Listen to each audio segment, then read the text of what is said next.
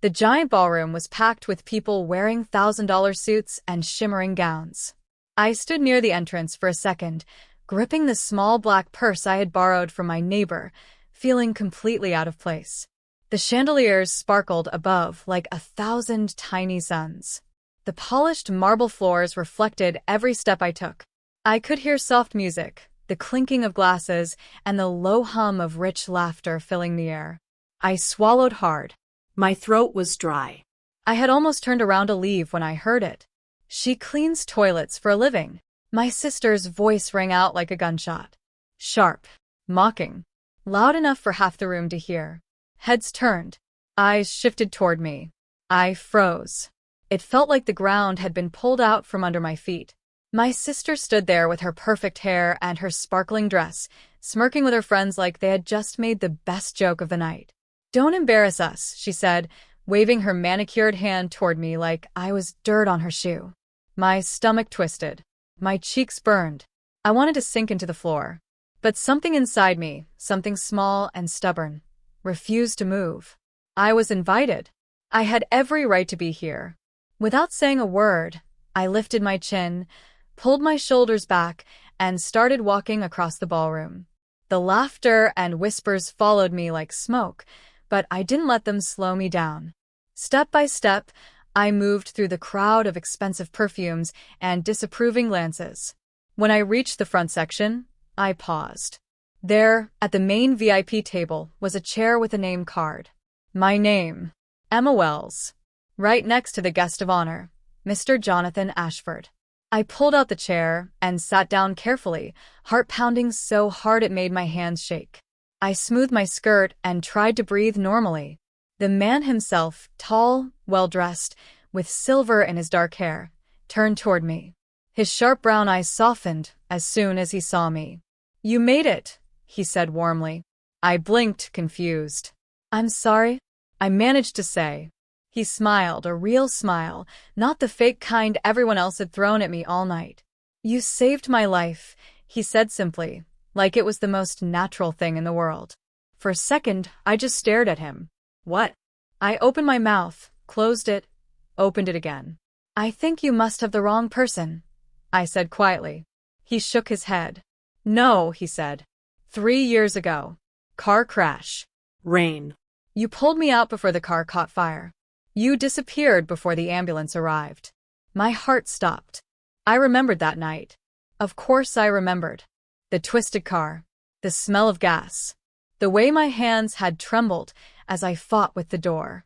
I had saved someone, but I had never stayed to find out who. I had just walked away. I didn't know," I whispered. He smiled wider. "I never forgot you," he said. Across the room, I caught sight of my sister again. Her smile was gone. Her face had turned the color of old paper. The entire VIP table had gone quiet. People were staring. Some were already whispering. Jonathan lifted his glass. "Everyone," he said, his voice strong, "I want to introduce you to the bravest person I know." He nodded at me. Emma Wells. There was a heartbeat of stunned silence. And then clapping. Real clapping. One by one, the people at the table, the CEOs, the movie stars, the politicians started applauding. The applause grew louder, spreading across the ballroom like wildfire. I sat there frozen, barely able to believe what was happening. My sister's face was a mask of pure shock. And, for the first time in my life, I didn't feel small. I didn't feel worthless. I felt proud. Not because of money. Not because of status. Because I had chosen kindness when no one else had. I looked over at Jonathan. He smiled and lifted his glass toward me. I lifted mine too, my hands steady. Whatever happened next, I was ready. And, this time, no one could take it away from me. The night carried on like a dream I was scared to wake up from. Servers in crisp white uniforms brought sparkling water and fine dishes to the VIP table, but I barely touched anything. My hands rested lightly on my lap, my mind still spinning from everything that had just happened. Jonathan Ashford, one of the richest and most powerful men in the country, was sitting beside me like an old friend. Every now and then, he would lean over and make a quiet comment about the speakers or the food, and every time he did, I forgot for a second where I was. His kindness wasn't forced. It was real, natural, easy. I wasn't used to people treating me like that. Not even my own family. Especially not my sister. I saw her in the distance, standing stiffly near the champagne tower with our parents, her arms crossed tight against her chest. Her friends, the ones who had laughed at me earlier, were whispering behind their hands now, glancing at me with wide eyes and awkward smiles. It didn't matter. For once, I didn't care what they were saying. "Are you doing all right?" Jonathan asked, his voice low enough that only I could hear. I nodded, even though my throat felt too tight for words. He smiled. "You look like you could use a real friend tonight." I laughed under my breath, a shaky, unexpected sound. I could, I admitted.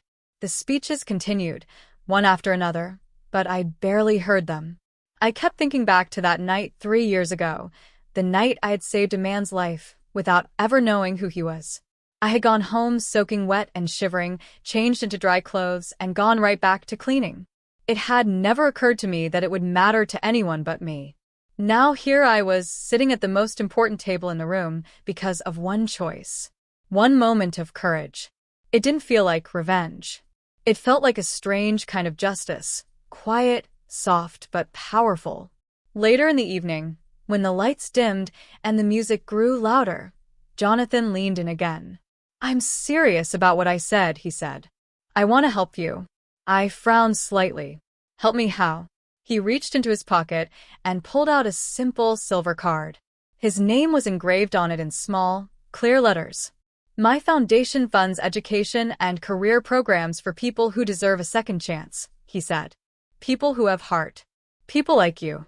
I stared at the card in my hand. It felt heavy, like it carried more than just an opportunity. It carried belief. "I don't know what to say," I whispered. "Say you'll think about it," he said gently. I nodded, overwhelmed.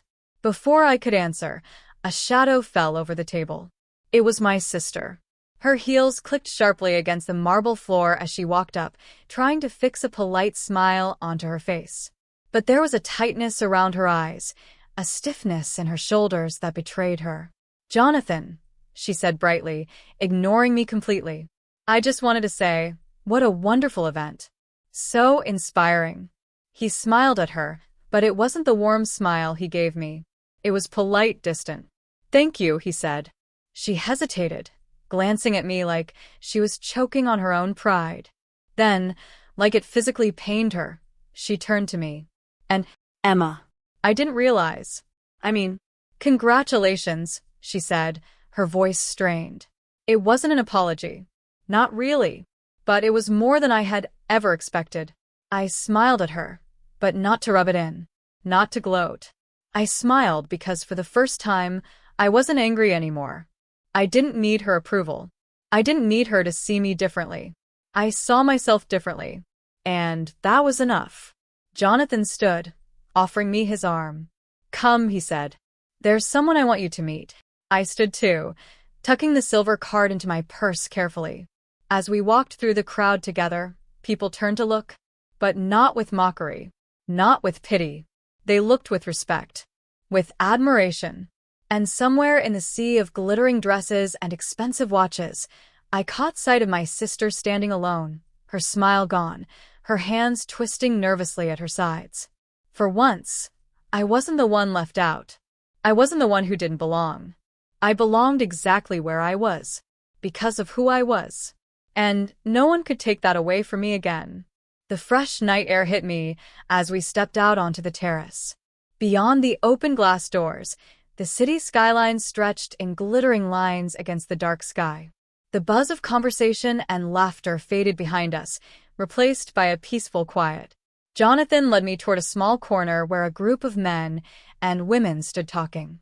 As we approached, I noticed the way they all straightened up when they saw him. Powerful people. Important people. But they greeted him like equals, and when he introduced me, like I was important too. "This is Emma Wells," Jonathan said simply, as if that name alone should carry weight. For a moment, I felt awkward. I didn't know how to hold my shoulders, how to smile the right amount. But then one of the women, older, elegant, with kind eyes, stepped forward and shook my hand warmly. "It's a pleasure to meet you, Emma," she said. "Jonathan's told us a little about you. Sounds like you're the kind of person we need more of in this world." I managed a smile. "Thank you." We talked for a while, about life, about courage, about the small choices that define who you are when no one's watching. I listened more than I spoke, soaking it all in. For the first time in a long time, I wasn't pretending. I wasn't shrinking myself to fit a place I didn't belong. I just was. When the conversation lulled, Jonathan turned to me. "I know it's a lot," he said quietly, "but I mean it. The foundation would sponsor your education, any field you choose. And we would set you up with a position after. No debts. No catches." My throat tightened.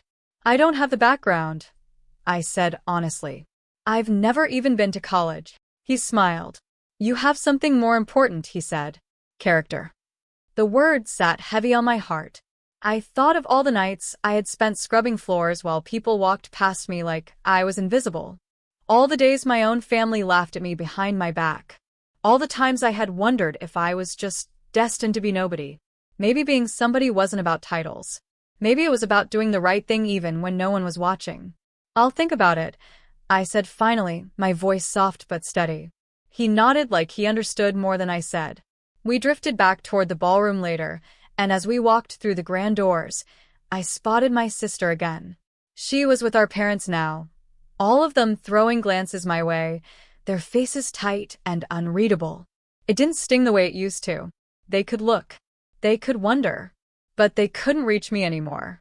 Jonathan excused himself briefly to speak with an old friend, leaving me standing near one of the flower arrangements.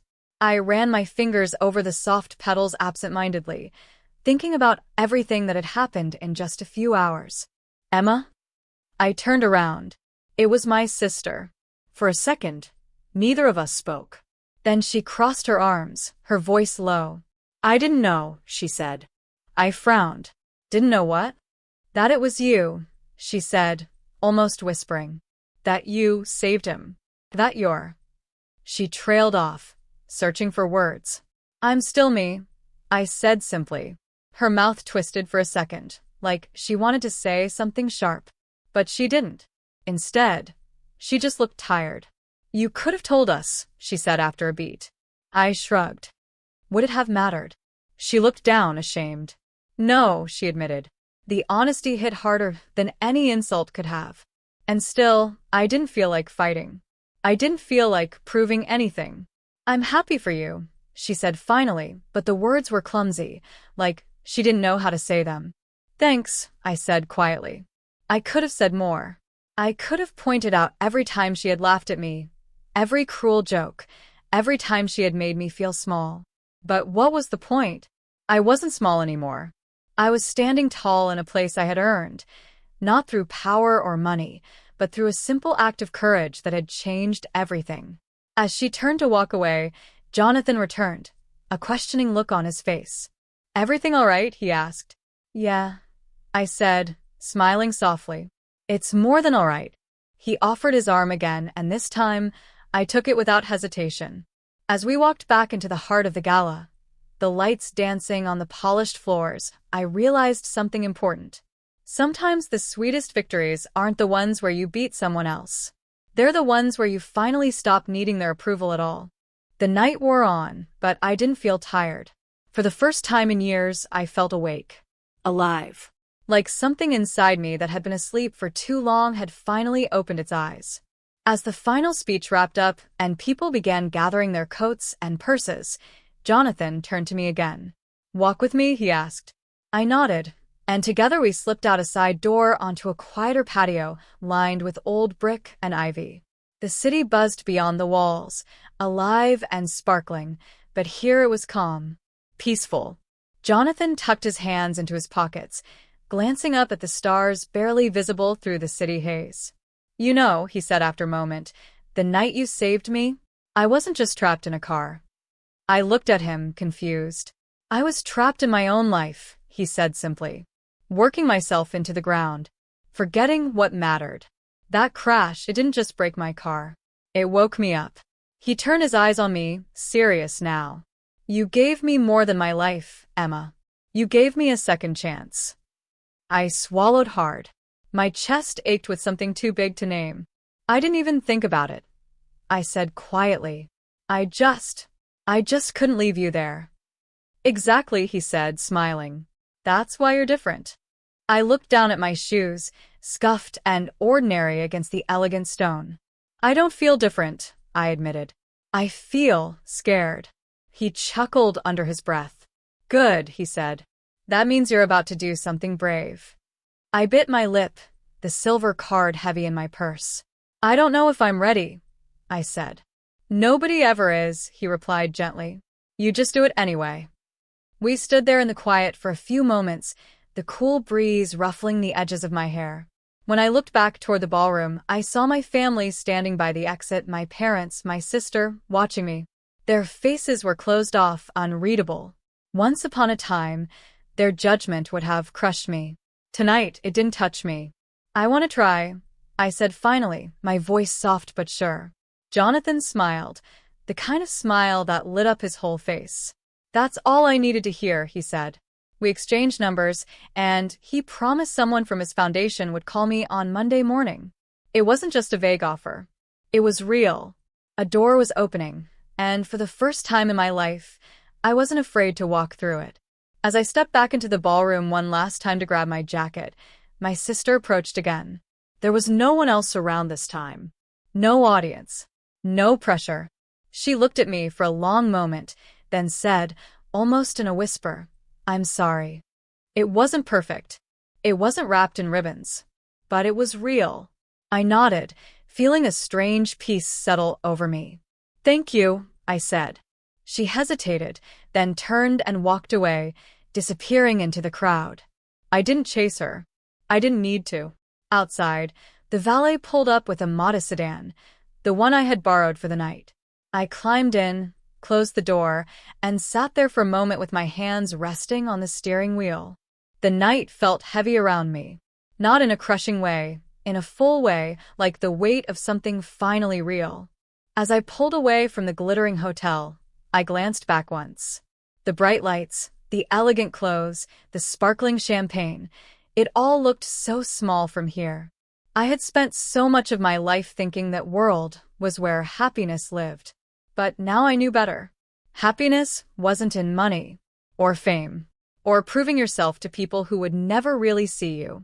It was in the small choices. The quiet courage. The decision to do the right thing, even when no one was watching. That was real power. And it was mine now. Monday morning arrived with a chill in the air and a sky the color of soft ash. I woke up before my alarm, lying in bed staring at the cracked ceiling of my small apartment, heart pounding. The silver business card still sat on my nightstand, exactly where I had placed it when I got home from the gala. It felt unreal, like a dream I might lose if I blinked too hard. But it was real. And today, everything would change. I sat up, brushing a hand through my messy hair, and stared at the little things around my apartment. The chipped coffee mug, the secondhand couch, the faded curtains. This tiny space had been my whole world for years. And now, it was just the beginning. When the call finally came, I almost dropped my phone trying to answer it. Good morning, Emma. A bright, warm voice said on the other end. This is Lauren from the Ashford Foundation. Jonathan asked me personally to call you. How are you feeling today? I swallowed the lump in my throat and forced a smile, even though she couldn't see it. I'm excited, I said honestly. Wonderful, she said. We have a meeting set up for you this afternoon, if you're available. We'll go over all your options. Scholarships, programs, internships. Whatever path you want, we'll help you build it. I pressed the phone tighter to my ear. You mean it's real? I whispered. She laughed softly. It's very real, Emma. Jonathan doesn't make promises he doesn't keep. I wiped at my eyes with the sleeve of my sweater. Okay, I said, voice steadying. I'll be there. After hanging up, I sat for a long moment, letting it sink in. Then, for the first time in a long time, I allowed myself to dream. I got ready carefully, pulling on the best clothes I owned, still modest, still simple, but clean and pressed.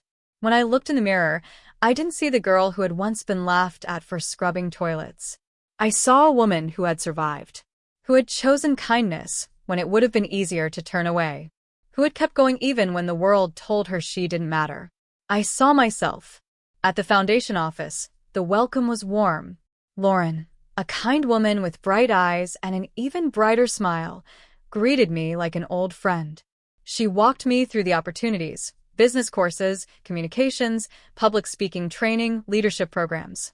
Every word felt like a door opening. At the end of the meeting, she handed me a packet. "Jonathan left a note for you," she said, smiling.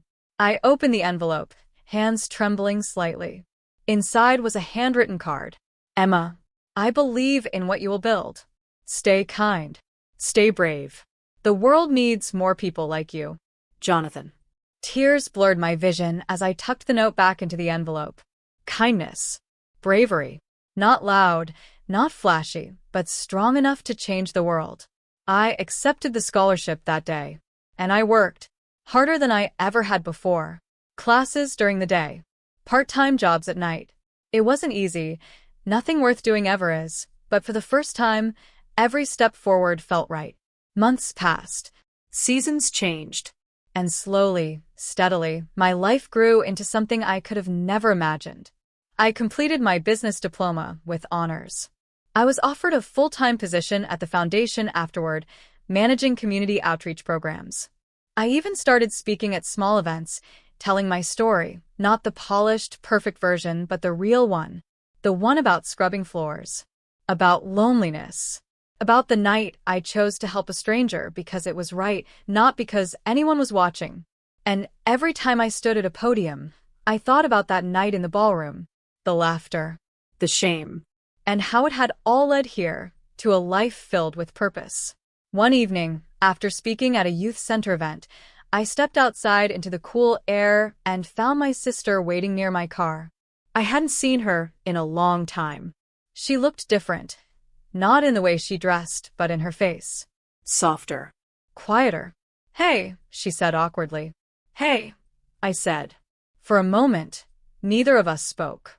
"I heard about what you're doing," she said finally. "The programs, the scholarships, the speeches. It's really amazing." "Thanks," I said simply. She shifted on her heels, looking uncertain. "I just wanted you to know," she said after a long pause, "I'm proud of you." It wasn't a grand apology. It wasn't a fixing of all the broken pieces. But it was something. I smiled at her, a real smile this time. "Thank you," I said.